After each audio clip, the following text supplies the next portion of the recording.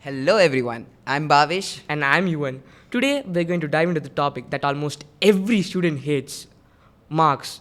Do they really define us? Of course, Yuvan, they really define us. In our society, the marks are seen as our identity. If I get 80, it's like, okay, you're fine, you're settling in life. If I get 60, it's like, you're failing. You're down, man.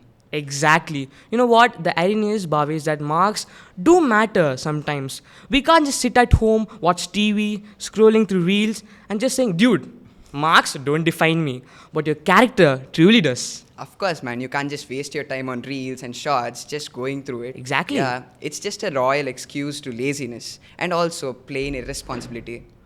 Bhavesh, but there's a problem right here. What about the people who work hard? What about the people who study day and night and keep their midnight lamps burning? And when they enter the exam hall, their brain totally goes blank like a white board. Do we term them as failures? Nah, man. Isn't this unfair? You know what? I experienced this a lot of times. The night before, everything, the material is there. You know what to study, what to rate, and what to know. The next day, you go blank. All of a sudden, you see the question paper, you're blank. And that pressure builds up a lot, man. And the worst thing, the surrounding people, they say, you didn't study at all. And that breaks my heart. Exactly, Bhavish. And then comes the inevitable questioning of our relatives and our neighborhood auntie.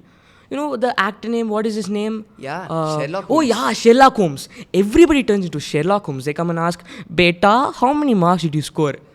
You know what, Bhavish? People remember your percentage more than your name. How funny is that, bro? That too very precisely. Exactly. Man, they care about our marks more than ourselves, our individuality, man. You know what?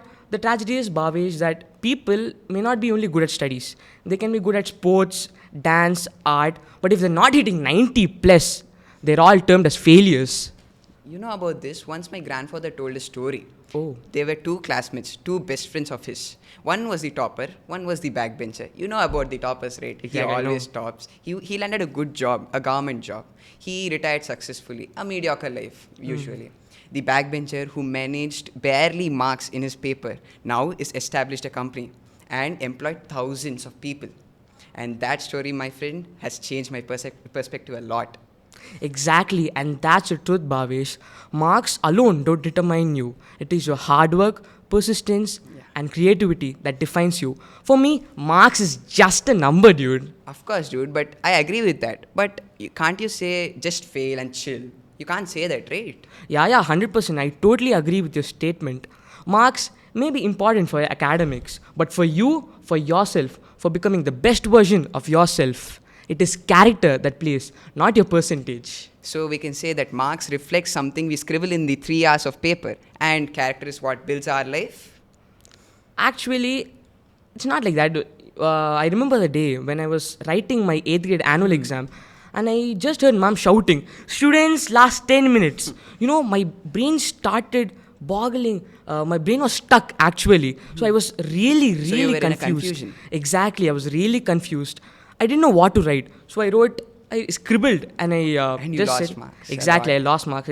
I apologized to my mom and she said, it's fine, you won.